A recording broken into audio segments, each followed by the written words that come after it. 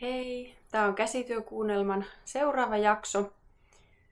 Ja mä ajattelin tänään puhua pelkästään lankojen värjäämisestä. Nyt on lauantai, olisiko ollut 14. päivä maaliskuuta ja tuolla ulkona sataa vettä ja on tosi harmaata ja loskasta.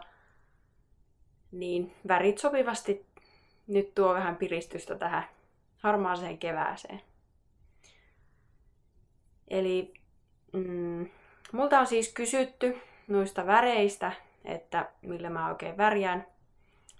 Ja tässä jaksossa siis kerron niistä väreistä. Mä innostuin lankojen värjäyksestä vuonna 2021. Mulla oli siinä vaiheessa kertynyt jo omia kehrättyjä lankoja luonnon väreissä ja mä rupesin haaveilemaan, että olisipa kiva saada niihin väriä, koska tietenkään ihminen ei ole mihinkään tyytyväinen. Aina pitää saada jotain lisää. Ja tietenkin sitten luonnollisesti kiinnostuin ensimmäiseksi luonnon väriaineista. Ja ensimmäisenä aloitinkin sitten sillä alunapuretuksella ja kaikilla erilaisilla luonnonkasveilla. Keräsin muun muassa lupiinia ja sit mä oon värjännyt siis tavallisella keltasipulilla ja sitten pajunkuorella ja punajuurella. Ja lupiinista itse asiassa mä oon värjännyt niinku sekä niillä kukilla että lehdillä.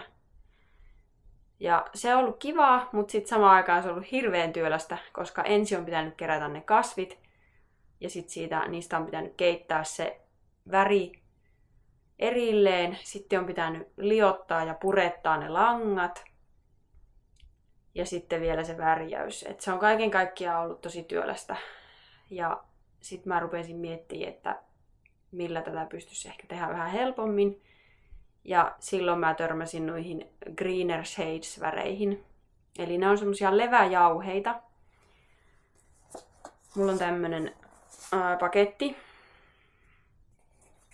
Ja täällä laatikossa on sitten erilaisia purkkeja. Tässä on esimerkiksi River Blue eli sininen. Ja en tiedä minkä verran ne nyt näkyy tossa, mutta tämmöistä jauhetta. Ja näissä ihastutti se, että nämä oli niinku myrkyttömiä. Eli jos miettii vaikka alunaa tai kupari- tai rautavitrilliä, mitä on käytetty, tai mitä käytin siis silloin aikaisemmin, niin niiden kanssa piti olla suojahanskat ja niiden kanssa piti olla varovainen, niin nämä on nyt siis semmoset, että periaatteessa ei ole niinku tarkoitettu syötäväksi, mutta että ne ei ole kuitenkaan silleen vaarallisia, että voi ihan silleen huolettomin mielin värjätä. Toki on ollut silleen huolellinen, että en halua värjätä omia käsiä, että niin, siihen työkalut sitten ollut ja sitten mulla on oma kattila myös niinku pelkästään värjäyksiin edelleen. No sitten mä tykkään noista Greener Shadesista, kun niissä on se värjäysprosessi semmonen, että mä vaan laitan langat likoamaan edellisenä iltana yleensä ja sitten seuraavana aamuna värjään silleen, että ne on yön yli ollut siellä vedessä likoamassa ja sitten aamulla mä laitan ne kattilaan ja sinne se väriaine ja sitten se kuumennetaan melkein kiehuvaksi. Sitten sinne laitetaan sitruunahappoa puretteeksi ja sen jälkeen se imeytyy se loppuväri niin, että siitä tulee ihan semmoinen kirkas siitä niin kuin vedestä, mitä sillä kattilassa on, ja se kaikki väri imeytyy niihin lankoihin, jos se menee niin kuin silleen, miten sen kuuluu mennä, se prosessi. Ja sit vaan annetaan jäähtyä sen kattila. Ja se on ollut mulle aina semmoinen mukava juttu, että mä aina aamulla laitan sen kattilan tuleelle ja liotan sen värijauheen sinne veteen ja laitan ne langat sinne ja sitten niiden pitää olla siellä vähän aikaa, niin siinä vaiheessa mä yleensä keitän kahvit ja kahvittelen kaikessa rauhassa ja sitten nostan sen lämpötilan ja puretan sen, kiinnitän sen värin sinne.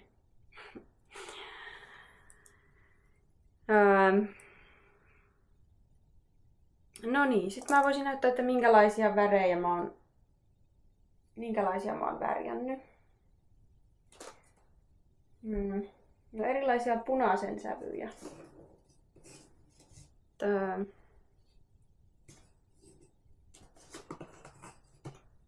Tässä on vaikka tämmönen niin kuin ihan hehkuva punainen. Ja sitten tää on tämmönen vähän enemmän viininpunaiseen taittava.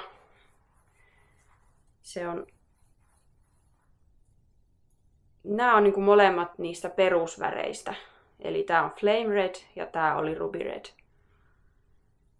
Ja sitten tää on niin kuin semmonen, missä on sitten vähän sinistä ja olisiko siinä ollut vähän sinistä seassa, mutta että se on vähän niin kuin tommonen tumman ruskea. Eiku siis rusehtavan punainen. Ja sitten on vielä tämmöstä niin kuin oikein superkirkkaan punaista. Näissä on semmonen jännä metallinen hohde, että tulee tosi kirkkaita värejä. Siinäkin mielessä nämä eroaa niistä kasvivärjäyksistä, kun kasveillahan tulee semmosia aika hailakoita värejä, paitsi ehkä joku pajunkuori saattaa antaa tosi voimakkaan keltaisen, semmoisen niin kuin kullanvärisen, tai sipuli. Mutta yleisesti ottaen niin kasvivärreistähän tulee semmosia aika hailakoita sävyjä. Mutta näistä väreistä tulee semmoinen oikein kirkas, jopa metallinhohtoinen värisävy, riippuen nyt vähän. Näitähän pystyy kans niin säätämään, että jos laittaa väriä vähän, niin sitten tulee vaalea sävy. Ja jos laittaa enemmän, niin sitten tulee kirkkaampi sävy. Esimerkiksi tässä on vaalean sinistä. Eli siinä on vaan niin kuin vähän sitä sinistä laitettu. Sitten tässä on vähän enemmän sinistä. Ja tässä on sitten oikein tumman sininen. Toivottavasti näistä nyt näkee.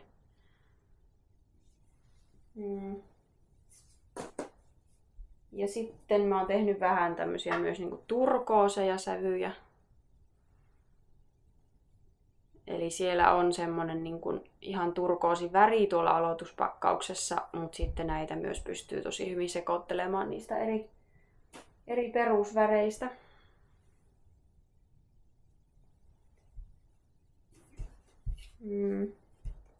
No sitten tässä on vielä erilaisia vihreitä. Että on ihan vaalean vihreä, tämmönen keväinen. Tässä on vaan niinku tosi vähän sitä perusvihreää ja sitten on tämmöisiä erilaisia havun vihreitä.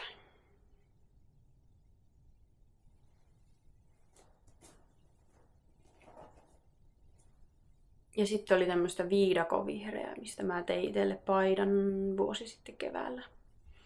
Ja mä tykkään näistä, että kun pystyy näitä itse kehrättyjä tai sitten suomenlampaan valkoisia villalankoja itse värjäämään, kun sitten se värikartta on niin laaja, että mitä pystyy niin tehdä lukemattomasti eri sävyjä. Koska silloin, kun mä näitä aloin värjäämään, niin mä aloin myös innostua näistä Fire Isle-neuleista. Näistäkin voisi tehdä niin kuin ihan kokonaan oman jaksonsa, mutta mä nyt vaan näytän niin kuin näiden värien näkökulmasta tätä, että kun tähän pitää saada semmoinen niin kuin liukuva sävy, niin tässä on niin kuin just näitä sinisen ja vihreän eri sävyjä on värjännyt näillä väreillä, ja mä niitä oikeastaan tuossa jo vähän näytinkin. Niin tässä on niin kuin valkosta, sitten on harmaata, niin kuin luonnonharmaata, sitten on tuommoista veden niin kuin oikein haalea turkoosi. Sitten on vaaleansininen, tumma turkoosi ja sitten oikein tumma vihreä, niin niistä tulee niin kuin tällainen, että harvemmin löytäisi, niin kuin, että kun tää on kuitenkin neulottu ihan niin kuin suomenlampaan villasta, niin harvemmin löytäisi näin niin kuin laajaa värikarttaa, jos ei itse värjää. Niin. Semmoista. Ja sieltä niin Isokummulta ton aloituspakkauksen ja sit noita lisävärejä on tilannut. Mä en tiedä, saako niitä edes Suomesta mistään muualta. En ole ainakaan kuullut.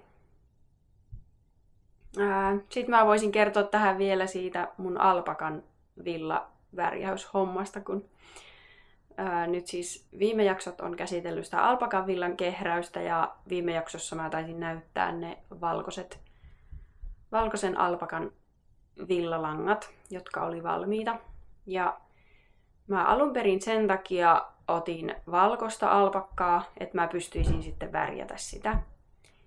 Mut sitten kun se lanka oli valmis, niin mulla tuli vähän pupupöksyä, että mä en uskalla, miten mä uskallan värjätä sen, että jos se meneekin pilalle, koska tässä värjäyshommassahan mulla on välillä myös tullut niin kuin epäonnistuneita tuotoksia, harvemmin tosin, mutta kuitenkin, koska mä värjään ihan siis silleen näppituntumalla, että mulla ei ole riittävän tarkkaa puntaria, mitä mä pystyisin, tai niin kuin, että mitä mä pystyisin mitata tosi tarkasti ne värit. Mulla on kyllä semmonen värikartta noille jauheille, minkä mä sain siinä, kun mä ostin noita värejä. Että mä näen sieltä kyllä niin kuin niitä sävyjä ja että montako prosenttia mitäkin jauhetta pitää laittaa, että saadaan tietty sävy. Mutta sitten kun siinä pitäisi olla tosi tarkka puntari, että pystyisi niin kuin tosi pieniä määriä sitä jauhetta puntaroimaan ja semmoista mulla nyt ei oo. Ja ihan hyvin on siis pääsääntöisesti toiminut silleen, että mä oon vaan teelusikan kärjellä ottanut sitä jauhetta ja pyrkinyt arvioimaan silleen, että no nyt puolet tätä ja puolet tuota tai sillä jotenkin, miten nyt milloinkin. Ja sitten mä oon vähän arvioinut sitä liuoksen väriä ja miettinyt, että minkälaista lopputulosta siitä voisi tulla ja yleensä se on onnistunut. Mutta sitten joskus on käynyt silleen, että on tullut aivan liian tumma tai sitten aivan liian niin kuin johonkin vääränlaiseen värisävyyn. Ja sitten joskus on tullut tosi epätasainen siitä värisävystä, koska sitten mulla on myös se, että mulla pitäisi olla tosi isoja myöskin niin kuin kattiloita, että mä pystyisin vaikka kokonaisen villapaijan langat värjäämään, mutta mulla ei ole, niin sitten mä yritän saada siellä 10 litran kattilassa värjättyä, niin se on vähän epätoivosta välillä. Niin ja nytkin mulla oli siis 700 grammaa sitä alpakan lankaa ja mä halusin saada ne kaikki langat saman väriseksi, koska mä en halunnut, että mulla on niinku pieniä nökkösiä eri värisiä alpakan lankoja, koska sit se rajoittaa sitä, että mitä niistä voi tehdä. Niin mä vaan sitten lykkäsin sitä värjäystä ja ajattelin lopulta, että et en mä värjää niitä ollenkaan, että mä teen vaan niinku valkoisesta alpakkalangasta. Ja sit mä löysin tosi kivan ohjeen. Mä voisin vaikka näyttääkin sen. Mä rupesin tekemään Dropsin ilmaisohjeista tällaista Rolypoly. Tää on mustavalkoinen tuloste, mutta aivan ihana. Siis tää on yksi mun lemppariohjeista, mitä tiedän. Siis mä oon tehnyt mun 12-vuotiaalle tytölle silloin yli 10 vuotta sitten tällä ohjeella sen nutun ja sen pipon. Ja nyt mä ajattelin, että mä tein sen koko setin noista alpakkalangoista. Ja mä lähdinkin tekemään siitä valkoisesta sitä, mutta sitten se ei vaan siitä neulepinnasta ei tullut sellaista kuin mä olisin halunnut. Se kaksisäikeinen lanka oli pikkasen liian ohutta, niin siitä tuli liian semmoista reikästä. Ja sitten mulla värjäytyi vähän mustaa aina käteen, eli siitä langasta irtosi vielä semmoista mustaa. Eli se ei ollut peseytynyt kunnolla. Ja se myös näytti vähän semmoiselta harmahtavan valkoiselta se neulepinta, niin mä en ollut siihen yhtään tyytyväinen. Ja mä päädyin purkamaan sen. No sitten ne langat edelleen jäi oottamaan, että mitä mä niiden kanssa teen. Kunnes mä sitten ajattelin, että mä värjään, että nyt kokeillaan. Ja lähdin sitten semmoista persikan väristä tavoittelemaan. No mä laitoin ne illalla likoamaan niin kuin tavallisesti. laitan se kalastajan langoista se 2 semmoista apunyöriä siihen vyön sen yhdin ympärille. Ja sit mä upotin sinne veteen. Seuraavana aamuna mä yleensä värjään aamuisin, niin kuin mä kerroin, mutta nyt mulla oli aamulla jotakin menoa. Niin mä värisin sitten iltapäivällä, kun oli lasten päiväuniaika. Ja mä lähdin tekemään, siis se oli ihan äärimmäisen vaikean tuntoinen se, koska mä tavoittelin niin semmoista niin kuin välisävyä, että se ei ole punainen, eikä se ole keltainen, eikä se ole oranssi, vaan se on semmoinen persikka. Ja olikohan mulla tässä se, mä voisin näyttääkin sen. Eli tällaista persikkaa lähdin yrittämään. Ja ensin mä laitoin sinne siis keltaisen liemen, ei vaan oranssin liemen. Ja sitten mä laitoin ne langat sinne oranssiin liemeen ja yritin laittaa niin vähän sitä jauhetta, että tulisi ihan semmonen vaalea kellertävän oranssi. Ja että mä voisin sitten laittaa sinne kellertävän oranssiin niin kuin pikkasen punaista. No mä sain ensin semmoista kellertävän oranssia lankaa, sitten mä otin ne pois sieltä kattilasta. Sitten mä laitoin sinne vähäsen sitä punaista ja sekoitin niin, että mä sain taas niin kuin tasaisen liemen ja laitoin ne langat sinne punaiseen ja sitten siitä tuli liian vaalea. Sitten mä otin taas ne langat pois, laitoin lisää punaista. Sitten mä säikähin, että apua, nyt siitä tulee liian tummaa ja sitten mä otin ne langat sieltä kesken kaiken pois ja se oli vähän semmoista säätöä. Ja sitten lopulta mä ajattelin, että no niin, nyt ei yhtään enempää, koska sitten jos siitä tulee liian tumma, niin sitten se menee mun mielestä pilalle, koska mä halusin tehdä semmoisen oikein niin kuin vaalean raikkaan sävyn. Vaalean raikas persikan sävy. Tai korallin sävy. Virallisestihan se on koralli. Ja sitten kun ne langat vihdoin ja viimein oli siellä kuumassa veessä ja mä olin purettanut ne sillä sitruunahapolla, niin sit mulla oli jo kiire seuraavaan paikkaan ja mulla oli mennyt pari tuntia siinä aikaa ja mä vaan nakkasin ne, mä jätin sen kattilan vaan jäähtymään sinne levyille ja lähdin pois. Sitten mä tulin muutaman tunnin päästä uudestaan, nostin ne sieltä kuivumaan ja en kerennyt sen kummemmin niitä ihmetellä siinä.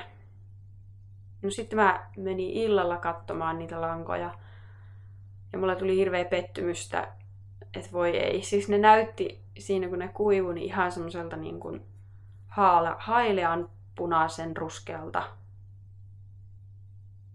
Ja se toi mun mieleen niin selvästi sen, kun mä joskus värjäsin punajuurella ja siitä tuli aivan liian vaalea ja se oli semmoinen jotenkin masentava haaleapunainen.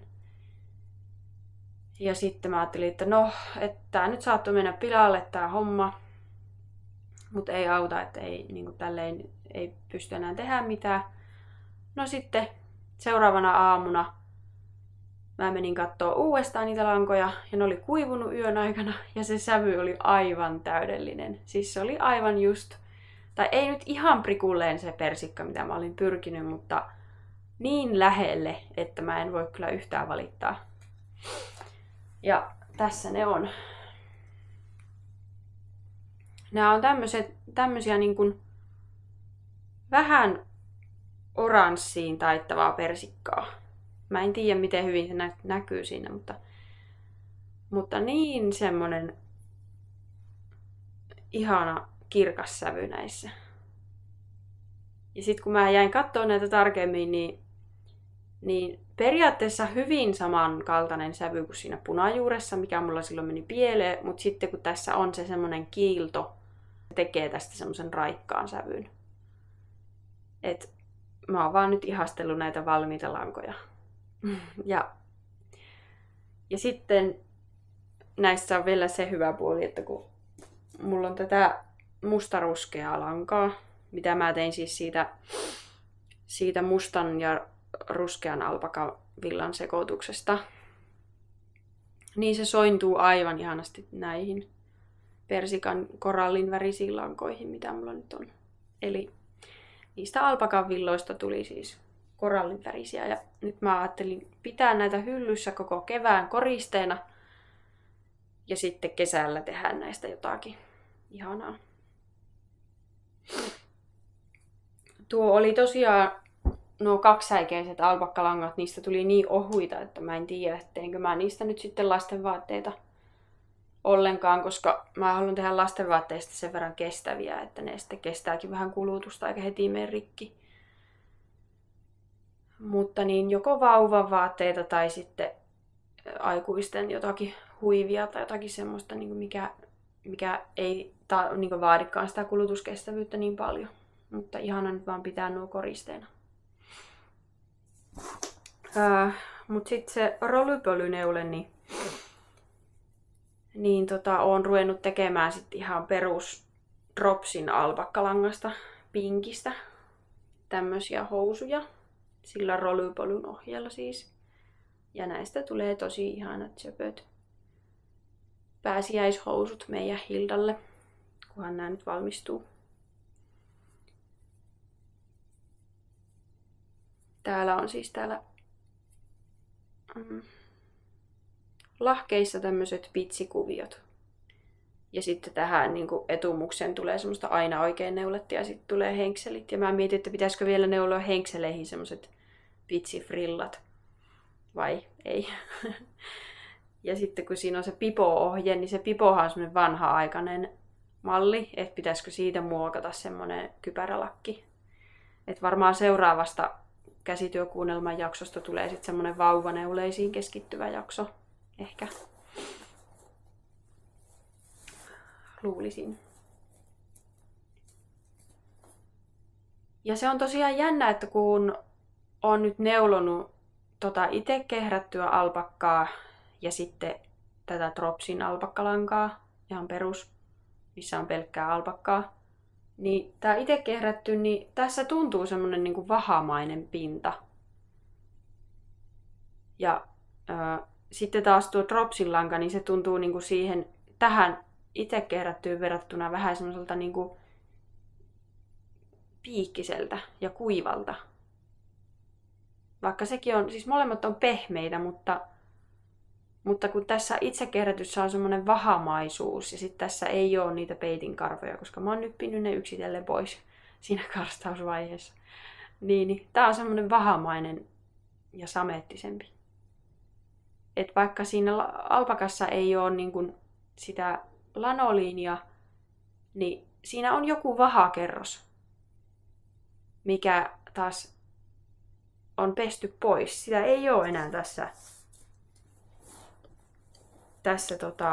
Dropsi alpakkalangassa. Tää on tämmönen kuiva. Se on jännä. Mutta eiköhän tää ollut tässä. Mä lähden nytten tekemään Karjalan piirakoita. Mulla on siellä riisipuuro jäähtymässä.